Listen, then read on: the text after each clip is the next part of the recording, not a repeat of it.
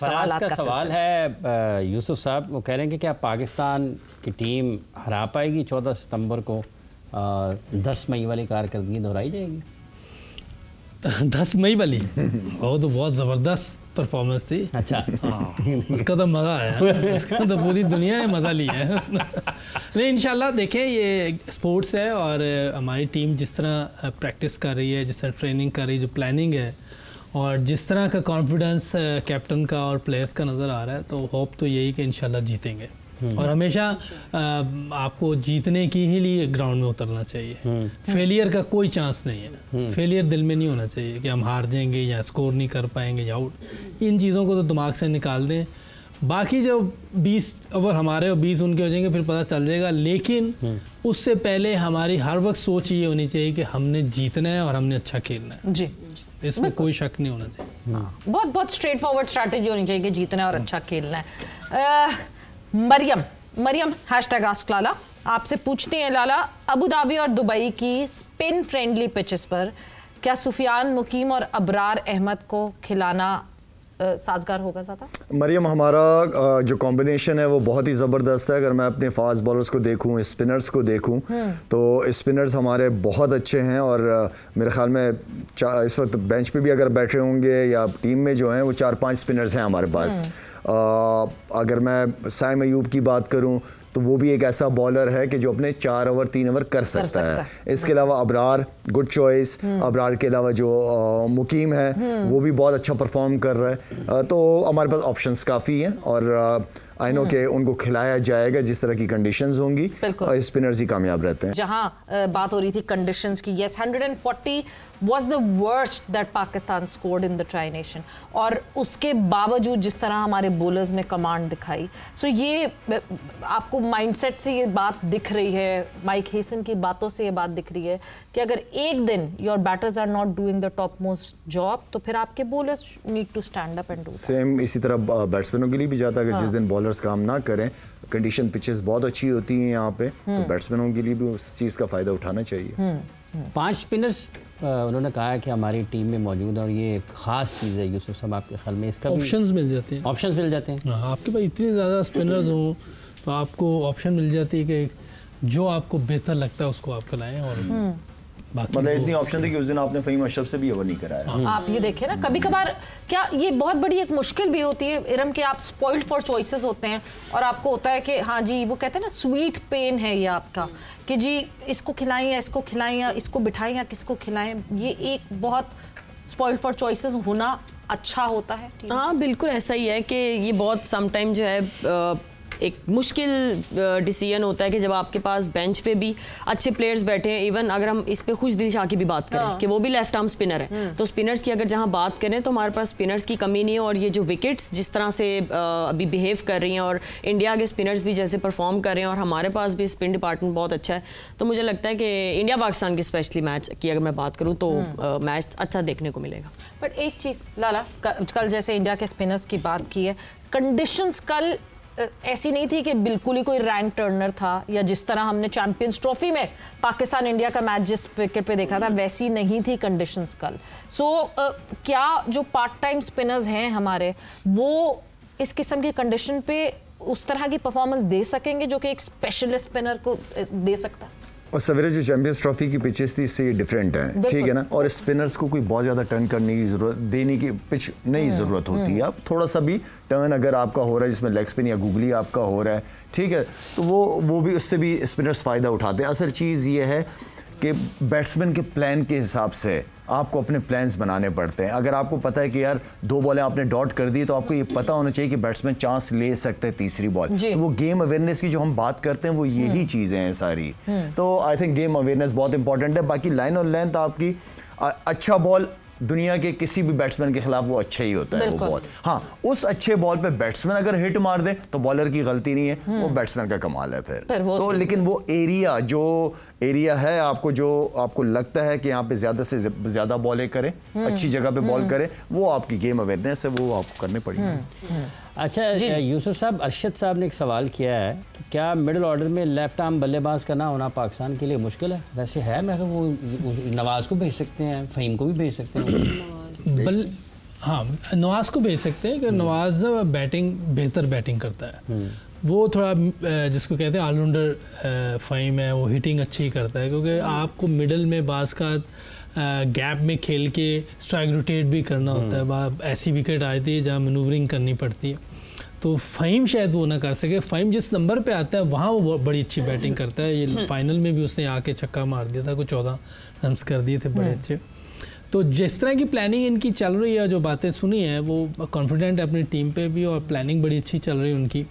और मेरा ख्याल है कि खब्बा बैट्समैन जो भी किसी भी टीम में अच्छा बैट्समैन मिडल में हो, वो तंग करता है अपोजिशन को, बॉलिंग को भी, फील्डिंग को भी वो डिस्टर्ब ज़रूर करता है। तो अच्छा क्वेश्चन है इनका, कोई अच्छा बैट्समैन हमें मिले फर्स्ट क्लास में जो अच्छे स्ट्राइक रेट से खेलता हो, अच्छी क्रिकेट खेलता हो, तो ज़रूर चांस देना चाहिए। बिल्कुल जी, ज़रूर चांस देना चाहिए। और इसी तरह अगला चांस मिल रहा है, शहजाद साहब ने मैसेज किया। शहजाद साहब ने सबके लिए उन्होंने हैशटैग आस्क लाला भी लिखा है, हैशटैग आस्क यूसुफ भी लिखा है, हैशटैग आस्क इरम भी लिखा है कि इस टूर्नामेंट में डार्क हॉर्स कौन सी टीम साबित हो सकती है? कौन सी टीम डार्क हॉर्स साबित हो सकती है? इरम, आपसे शुरू करते हैं। डार्क हॉर्स डार्क हॉर्स, पहले तो मैं इस चीज को समझ रही हूँ जो मेरे माइंड में चल रहा है कि लाइक फुर्तीला फुल, मैं अगर उस चीज डार्क हॉर्स वो कि लाइक या लीस्ट एक्सपेक्टेड है और जो एकदम से बाजी मार जाएगा। हाँ बांग्लादेश मुझे लगता है, थोड़ा सा मुझे लगता है। अच्छा, मगर उस ग्रुप में से आपने बांग्लादेश चुनी थी?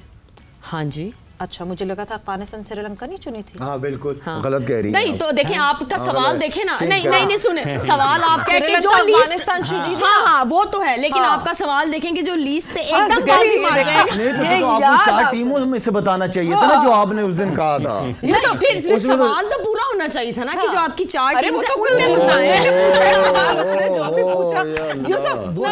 अच्छा, इनसे पूछा है क्या? सबसे पूछा? नहीं, सबसे पूछा, उन्होंने सबका नाम लिखा। अच्छा, मुझे लगा सारी टीम्स का में से पूछ रहे। मुझे अफगानिस्तान लगते हैं। अच्छा, सेम, अफगानिस्तान कि कहीं ना कहीं से वो जगह बना के रास्ता बना के निकल सकते हैं। तो वो डार्क, क्योंकि जिस तरह की विकेट नजर आई ना, उसमें वो रन्स कर लेते हैं। और फिर उनको स्पिनर इतने हैं कि उसमें वो कहीं ना कहीं फंसा लेते हैं। बिल्कुल। सो यस, शहजाद साहब, आपको जवाब मिल गया होगा कि अफगानिस्तान एंड बांग्लादेश नो बांग्लादेश। शहजाद साहब, आप सवाल थोड़ा क्लियर कीजिएगा नेक्स्ट टाइम। उन्होंने क्लियर किया। अच्छा, इंसान से गलती हो जाए ना तो बंदा मान लेता है। अल्लाह को भी पसंद है, हर एक को पसंद आ जाती है, बंदा टॉपिक ही खत्म हो जाए।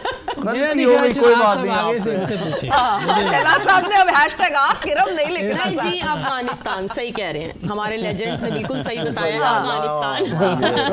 अफगानिस्तान बाजी लेके another interesting segment, another one of my favorite segment, prediction time। और वो मैंने जैसे कहा ना कि क्या मैचेस चल रहे हैं, इतनी मुश्किल प्रेडिक्शन। यूसुफ, प्रेडिक्शन टेबल सबसे पहले तो जरा नजर डाल लेते हैं कि अभी तक कैसी प्रेडिक्शन है। हाँ, शुरू में सब खुश हो जाएंगे, सबकी प्रेडिक्शंस जो है वो ऑन स्पॉट और परफेक्ट हो रही है। हाँ जी, बिल्कुल। अभी तक तो सब बगैर रुके चल रहे हैं। 4 रन रेट पे कोई फैसला होगा। हाँ, 4 नेट रन रेट पे चल रहे हैं। नहीं सर, यहाँ पे नेट रन रेट पे नहीं है, पॉइंट्स पे ही जाना है।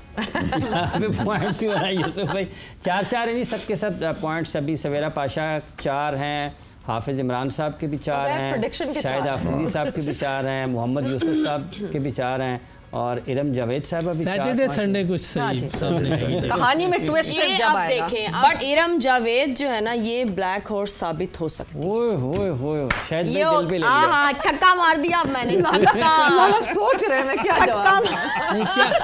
आई मैच है, छक्का मार दिया मैंने। आज किसका मैच है? आज फिर हांगकांग। चले जी, आज जो है वो बांग्लादेश और Hong Kong would be in action. तो यस, सबसे पहले तो प्रेडिक्शन ऑब्वियसली वो मैं पूछूंगी, मगर साथ ही साथ ये कि क्या आज भी बांग्लादेश के लिए उसी तरह केक वॉक होगी जिस तरह अफगानिस्तान के लिए थी? हांगकांग फिर उसी तरह वही गलतियां करता हुआ दिखेगा? होना तो ऐसे ही चाहिए, क्योंकि बांग्लादेश भी एक टेस्ट नेशन है और पास्ट में उसने पाकिस्तान में बड़ी ज़बरदस्त परफॉर्मेंस दी है। 2 टेस्ट जीत के चले गए जी। इधर आके फिर होम में पाकिस्तान से T20 सीरीज़ जीते हैं, तो कंडीशन उनको भी सूट करती हैं ऐसे ही। वो ऐसी कंडीशंस में खेलते हैं, बल्कि थोड़ा ज़्यादा टर्न में खेलते हैं, तो उनको भी ऐसी ही परफॉर्मेंस देनी चाहिए जैसे अफगानिस्तान ने दी है। वन साइडेड होना चाहिए। हाँ। इन मैचेस पे तो मुझे ये लगता है कि आप लोगों से प्रेडिक्शन ये नहीं लेनी चाहिए कि कौन जीतेगा, कितने मार्जिन से जीतेगा, कितने मार्जिन से जीत होगी, ये प्रेडिक्शन एक्चुअली होनी चाहिए जी। हाँ, अभी लाइक हांगकांग ने जो है वो अभी अफगानिस्तान के साथ, उनकी स्पिन बॉलिंग अच्छी है अफगानिस्तान की, लेकिन फिर भी 94 कर गए हैं, तो मुझे लगता है मैच अच्छा होगा, लेकिन अनफॉर्चुनेटली हांगकांग हार जाएगी, बांग्लादेश ही जीतेगी। एक्सपेक्टेशंस के मैच अच्छा होगा बांग्लादेश जी, बांग्लादेश वन साइडेड नहीं कहूंगा कि जिस तरह के 2 मैचेस हुए हैं, लेकिन मैच हो जाएगा। बट हांगकांग उसी तरह अटकी रहेगी जैसे आखिर तक पहले मैच में अटकी रही थी, यानी we are on for a test match. Afghanistan की बॉलिंग अगर मैं देखूं, फारूकी नया बॉल बहुत अच्छा करता है, ठीक है ना, इसके अलावा फिर स्पिनिंग स्ट्रेंथ बहुत अच्छी है। मतलब एडवांस में ही सबको अभी से प्रेडिक्शन टेबल बता देंगे कल कैसा होगा, कल सबके 6-6 पॉइंट्स हो जाएंगे। मगर yes, it is Bangladesh and Hong Kong, और हांगकांग के लिए बहुत इंपॉर्टेंट फैक्टर ये होगा कि वहां जो सब कुछ हुआ उससे कितना सीख कर ये अगले मैच में आए। That would be very important for team Hong Kong. लाला, मैं वही कह रहा था, हांगकांग का क्या एक्सपोजर है, कुछ भी नहीं है ना उनके प्लेयर्स का, इतना नहीं है उनका गेम का, लेकिन ये कि बांग्लादेश की उनके जिस तरह यूसुफ ने भी कहा, खेलती हुई आ रही बड़ी टीम है, बड़े बड़े अपसेट उस टाइम भी किए जब इनकी टीम अच्छी नहीं थी। अब तो खैर कंटिन्यू बड़ी अच्छी क्रिकेट खेल के गई है, पाकिस्तान में बड़ी अच्छी क्रिकेट खेल के गई थी, काफ़ी मैच्योर प्लेयर है, कि शाकिब नहीं है उनका, वो बड़ा एक की रोल प्ले करता था। सो लेट्स सी उनके उसके बगैर क्या करते हैं ये लोग। अच्छा, एक चीज़ जो पाकिस्तान, आप हांगकांग लाइक पिछले मैच में बॉलिंग की अगर मैं बात करूं तो दोनों एंड से इन्होंने फास्ट बॉलर्स लगाए, जबकि विकेट इतना सपोर्ट ऑब्वियसली इनके बॉलर्स को नहीं करेगी, वो बुमराह और दूसरे फजले हक फारूकी जिसकी बात करें उनको सपोर्ट कर सकती है। तो अगर ये एक एंड से अगर स्पिनर भी लगा ले तो शायद इनके लिए कुछ बेहतरीन हो सकता है। कैचेस ले ले, इन्होंने पावर प्ले में 2 कैचेस ड्रॉप कर दिए थे। अगर अफगानिस्तान 4 डाउन हो जाती पावर प्ले में तो जरा सिनेरियो डिफरेंट होता। बट यूसुफ, एक चीज जो कि हम पाकिस्तान की टीम के हवाले से अगर बात करें, कल प्रैक्टिस हुई पाकिस्तान टीम की एंड सलमान अली आगा ने प्रैक्टिस नहीं की, कोई स्टिफ नेक की वजह से। ही वाज ऑल टेप्ड, वो स्पोर्टिंग टेप्स लगे हुए थे उनको।